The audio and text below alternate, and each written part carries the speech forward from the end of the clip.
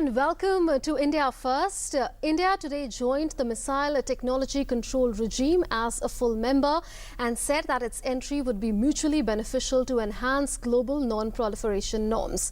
Marking India's first entry into any multilateral export control regime, Foreign Secretary S. Jaishankar signed the instrument of accession to MTCR.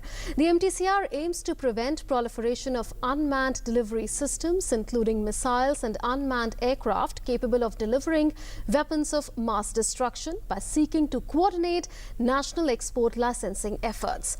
India's entry into MTCR comes even as India's hopes of joining the nuclear supplies group have been kept alive, with reports suggesting that a nuclear envoy has been appointed to work out a roadmap for bringing in countries like India into the group, and that a special plenary session may well be called in November to take a call on the issue. Tonight we will ask how big a breakthrough is India's entry in MTCR for the country, and can this facilitate India's entry into the NSG as well? To discuss that, we are joined by Shashank, former Foreign Secretary, Professor R. Rajaram, expert on nuclear policy-related matters, and Dr. Sriram Cholia, Dean, Jindal School of International Affairs. I welcome you all to India First. I'll begin with you, Mr. Shashank. How big a strategic breakthrough is this one for India? India becoming a member for the first time ever of an export control regime. This has been going on for a long time, that all kinds of international regimes were set up to curb India's ambitions to become a modern technology provider and somebody which has achieved on its own the modern science and technology at the highest level. Including the NSG, which was a reaction to So NSG 1. was also done especially with reference to India's Pokhran test. Of course, now, which we can discuss later, some of the books are coming out saying that the United States had offered India the use of the first nuclear test before the Chinese could do it, but the Indians at that time had declined it. And therefore, the point remains that India has had its own independent view about the world affairs.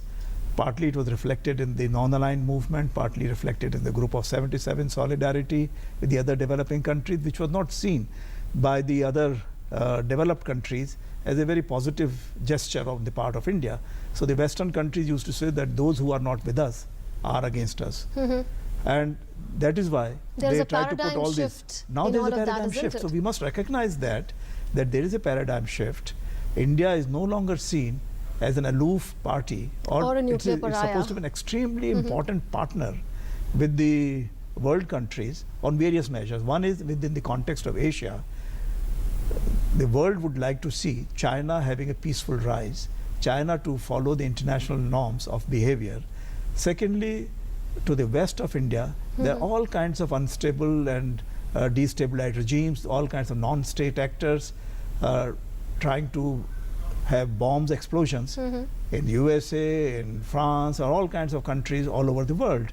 So it's not just India and Afghanistan which suffer from it, but the whole world suffers. So India has become a very major partner. In fact, one of the new candidates for the American presidency, Trump, has said that, look, India would be one of the important partners to curb any terrorism coming out of India's neighborhood. Absolutely. So we've seen geopolitics changing over the years, and India is now an integral part as far as one export control regime is concerned. But Professor Rajaram, do you see India's credibility increasing as a nuclear non-proliferator and as a country that believes in the objectives of nuclear non-proliferation and wants to strengthen them further?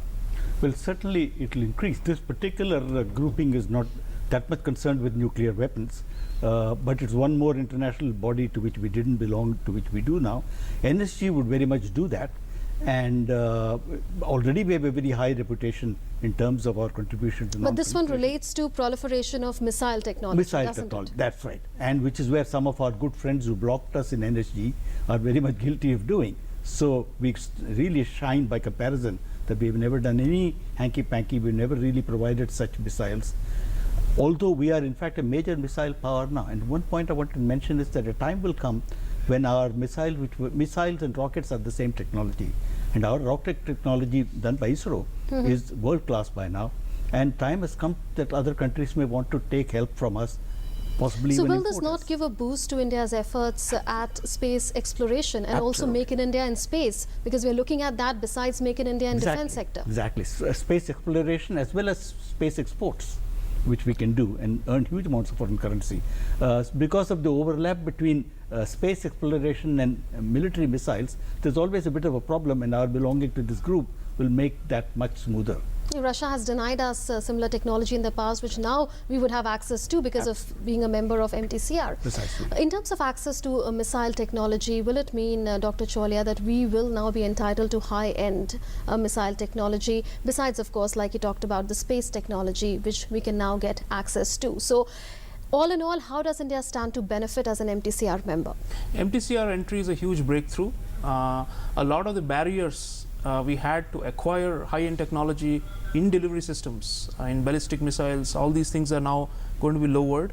Of course, even among the members of MTCR, there are some rules about who can sell what to whom. But the point is that we are better inside than outside.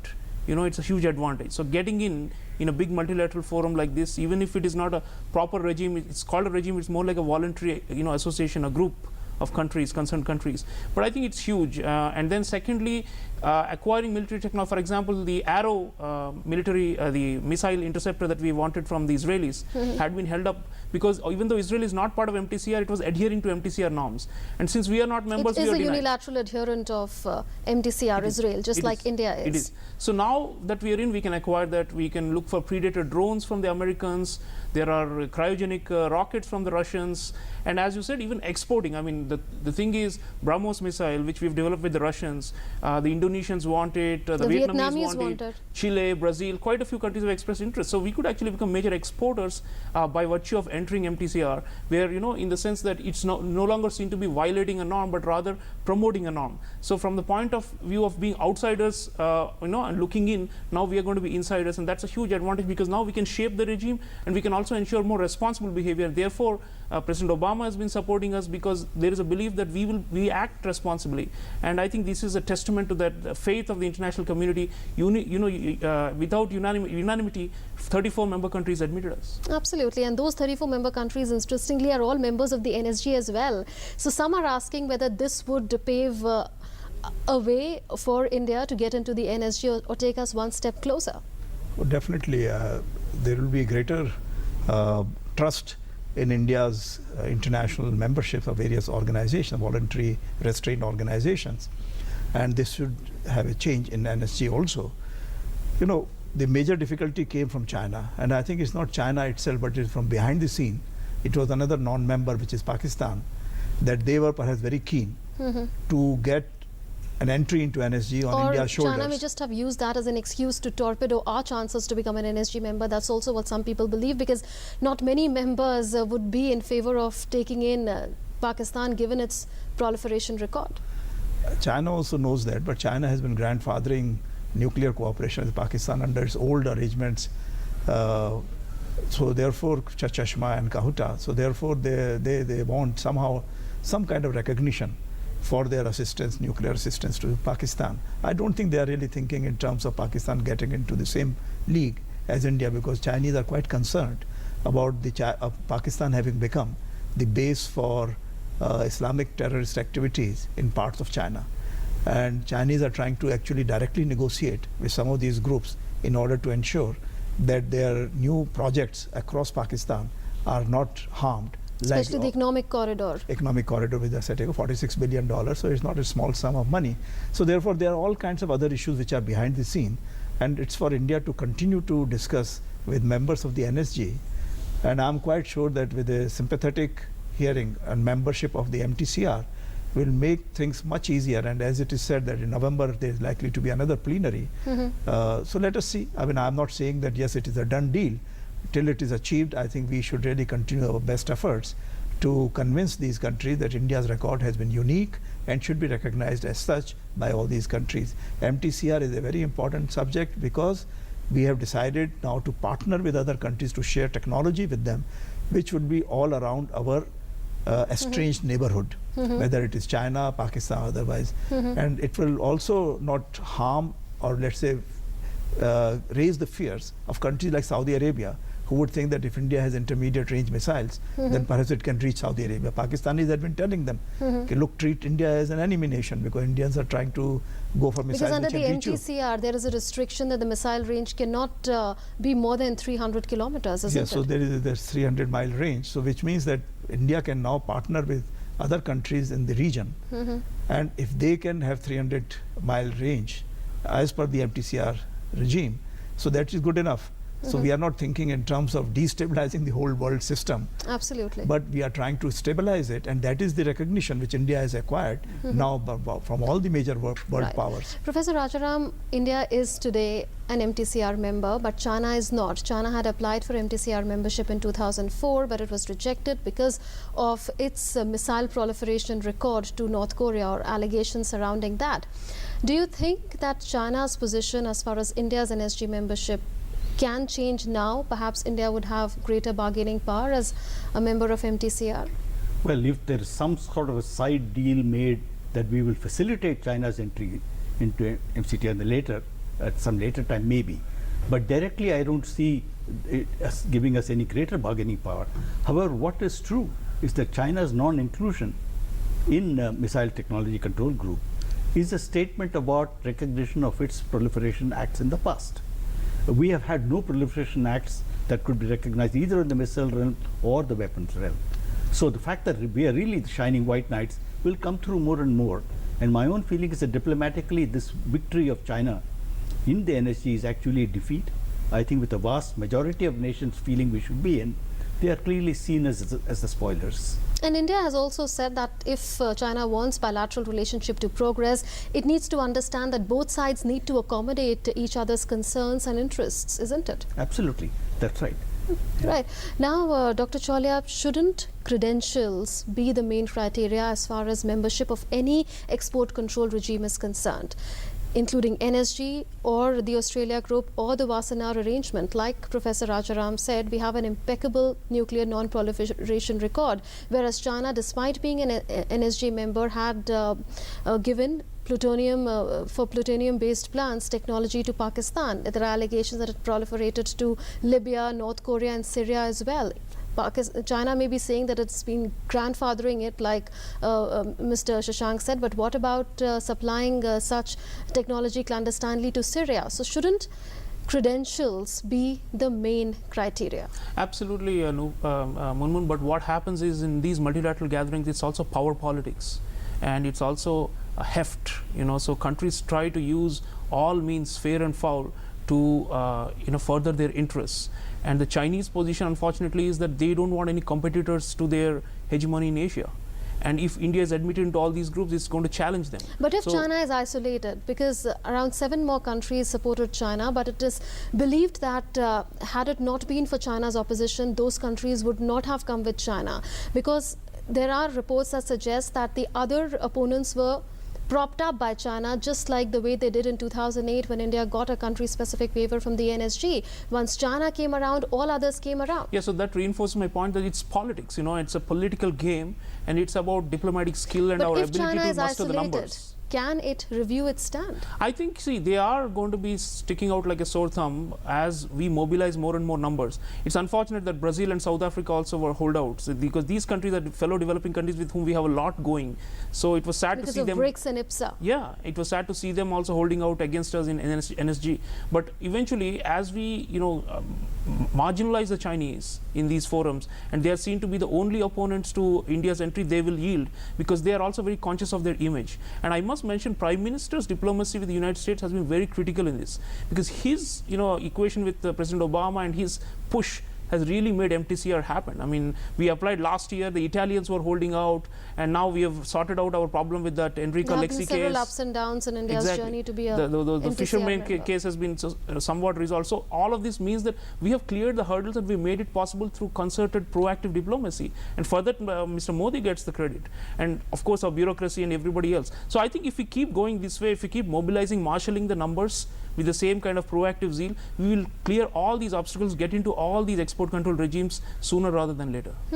Now, I was saying, Mr. Shashank, earlier that all these 34 members, except India, who are part of the MTCR, are part of the NSG, including Switzerland and Mexico. Mexico, in fact, gave the idea of calling a special plenary session sometime in November, which China did oppose, according to reports. But Switzerland had nuanced its stand a short while ago after clearly saying that it supports India's bid to become an NSG member. Slowly, the NSG chair will move. It has moved from Argentina to South Korea. It will now move to Switzerland. Do you think, as an NSG chair, whenever that happens, whenever Switzerland becomes one, Switzerland will support India's bid to be an NSG member? Well, first of all, I am quite hopeful that the Indian bid for the NSG membership would fructify during South Korean chairmanship. As far as the Swiss attitude is concerned, one can see it from this point of view that they have to take care of the positions of principle when they become the chairperson. Because suppose this thing goes through during the South Korean presidency, then next time there's their presidency, and then all kinds of difficult cases start coming up for NSG membership. So they would like to have some criteria which would be uniformly acceptable to everyone. Chinese have been talking about the NPT. But can India be clubbed with these other non-NPT signatories like Pakistan? No, that's what I'm saying. That's why India will go through, and then afterwards Switzerland would like to go for the criteria-based approach. So they are preparing the ground for that. And as far as the Chinese are concerned, instead of our saying that perhaps there could be a quid pro quo, maybe it's the Chinese who know, because they have put a lot of their missiles in Tibet against India. And they know that in MTCR, their behavior is very suspect. Indians will also not like to support them. There are so many other countries which would not like to support, and especially for giving or being the crucible for the exchange of missile and nuclear technology between Pakistan and North Korea, because many of these things pass through Chinese territory. So therefore, they know all these things are known to the world, and they are perhaps trying to ensure that they get membership of the MTCR and other international groupings based on some kind of a quid pro quo approach. But I'm quite sure that Chinese would not like to be isolated, because they know that they have already supported India's case as a special dispensation in 2008, and there is just no reason why they should now try to delay the process. Okay. Professor Rajaram, can India and other countries like Pakistan be equated? Should there be a criteria approach as far as NSG membership is concerned, and the criteria, should that be based on being a signatory of the NPT or not being a signatory of the NPT? Yeah, I think that this whole NPT thing is a red herring in the sense. Because we have followed, absolutely adhered to most of the guidelines of the NPT, except for that one article which we say is discriminatory. And not just that, nobody seriously is asking India to join NPT. It's impossible. Supposing we were to say, all right, we will join NPT, NPT will not admit us as a nuclear weapon state. So what it amounts to is that you throw all your weapons into the ocean and then join NPT. So that is what the Chinese argument amounts to. Not just that we join some organization which is innocuous. It will require us to get rid of our nuclear weapons, while China still maintains its. So what is being asked of India by China under the name of NPT is an absurd thing. So it's not that NPT is some organization that we are being cussed about, that we are not joining because we are, Ours is a principal stand that NPT is discriminatory. Yeah, that it was discriminatory to start with, and our stand in not going with it was correct at that time. China didn't have to go through that process. If it had to, it might well have also not joined. We had to go through that. We did the right thing. So I think using NPT again and again as the only card they have to play against us, I think this bubble should be burst, saying NPT is no longer part of realistic possibilities. But do you think that come November there are bright chances of India becoming a member of NSG? Because we made commitments in 2008 when we got the NSG waiver. We've lived up to those commitments. We are implementing the additional protocol. Besides that one article in NPT, we are also implementing most of the guidelines of NPT, and now we are an MTCR member. Right.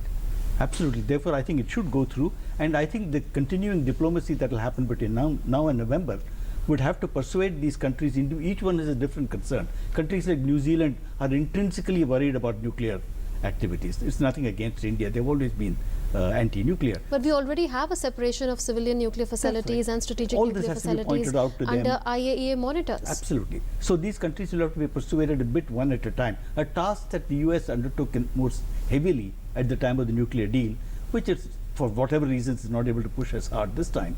But then we have to go about doing it. And South Africa and Brazil should be brought back. We are part of BRICS. So we have to go remind them that they will have their concerns too. Brazil is trying to build a civilian nuclear program. It's going to have its problems. It may require help even from us. So it's not very wise of Brazil to now take on such a stance at this time. Okay. Now there are two other export control regimes, and India has expressed its intention to join all four of them. MTCR has become a reality. NSG we are trying for, and the other two are the Australia Group and Wassenaar Arrangement. The Australia Group prohibits any trade in biological weapons as well as chemical weapons. Do you think that India can realistically hope to become a member of the Australia Group, and if it indeed does, how does India stand to gain from that? Absolutely. Again, if you go back to credentials, we are impeccable. But then the question is, these technical regimes are not just simply rules and institutions, but also means by which power is projected and floated against each other in the game of international politics. So we can expect hurdles at every stage. But what Prime Minister Modi and his team are doing is saying, we are going to take risks, calculated risks. Even with NSG, the chances of failure were there. And said, we'll still go ahead and make a bid for it, a bold bid for it. So this is all the kind of new kind of diplomacy we are seeing, where we are saying, Wassenaar, Australia, every one of them, we're going to knock on the doors, we're going to tell them, look, our hands are clean, we have always been responsible, we have worked for international peace and security, we have not been destabilizing any part of the world, and we deserve a seat there. We are going to actually put the ball in their court, and this is the kind of proactive diplomacy you are seeing under Prime Minister Modi, which is to say that India is now ready for the big league, and we are not going to stand back and wait for someone to invite us. We are going to go and try and get in. And I think this is the new kind of wave we are seeing in our foreign policy, which is to say that we are a leading power, and for that we need recognition in all these formal institutions. Absolutely. Wassenaar Arrangement, Mr. Shashank, regulates trade in conventional defense technologies. If India becomes a member indeed of that, then how will India stand to gain? It will be a great victory for India, because there are so many civilian technologies which India needs. Let's say, for example, we have our troops on the Siachen, and they need the clothing and gloves and so many other things, stitching of these clothes, etc., by material which is required at very, very low temperatures. Now, supposedly somebody says, no, but this is the technology which can be used for defense purposes also, so we will not give it to you. Because I remember that once I had gone to Canada, and the Canadians say, well, sorry, there is a dual use technology. So we had to tell them that, look, tomorrow you will not even supply some blue ink or black ink, and say there might be some dual use technology there also. So therefore these are the kind of issues which arise, which are not very serious, but which definitely prohibit the use of modern science and technology by India. And then it's much better that if you are in as a member, then there is no question at all about any of the modern technologies being available to India. And this will help us on the civilian side mainly, and on the defense side it will depend on what kind of agreements we have arrived at, and use the specification that we have taken, that we are not transferring the technology to someone else without the approval of the giving party. So I think these are other arrangements, but at least in principle we would not be denied any kind of civilian technology which might have dual use. Absolutely. Since you're referring to dual use technology, the civil nuclear deal was assigned with United States, and after that we saw various issues with regard to liability, but they have all been sorted now. But does the world also need to realize that India needs access to dual use technology, not because of any strategic reasons, but in order to be able to produce more nuclear energy, because it has set INDCs which are mentioned in the Paris Climate Change Agreement. We need to produce 63,000 megawatts by 2030 and increase our nuclear component in our energy mix from a mere 2% to 3%. Right. Absolutely. In fact, India, along with China, is going to be the biggest player in civilian nuclear arena next 50 years. And to have us not be part of NSG is quite absurd, because that concerns itself with civilian energy. And we are going to be one of the second biggest players, so to speak, in terms of our plans and Okay, just last comments from all of you in a line on whether you think that the logical conclusion for India would be membership of all these export control regimes, not just MTCR. I'll begin with Absolutely, you. I think so. I think it will happen, and I think we have every right to be in them. We are insurgents. We are trying to change the status quo, which has been unfair and unjust. And under Prime Minister Modi, I see that we are breaking through and we are achieving what we want. There was some doubt initially in the last few years whether India would take a proactive role in curbing all kinds of undesirable activities spewing out of India's neighborhood. But fortunately, Prime Minister Modi has taken a very positive, proactive approach, not only diplomatically but also convincing the members of the Indian community living abroad that India has their interests in mind. And therefore, I think they are all very keen that India should be on the big table. They should be there helping out the world with all the problems of This today is a and question tomorrow. of international justice, actually, for someone who has always acted with responsibility.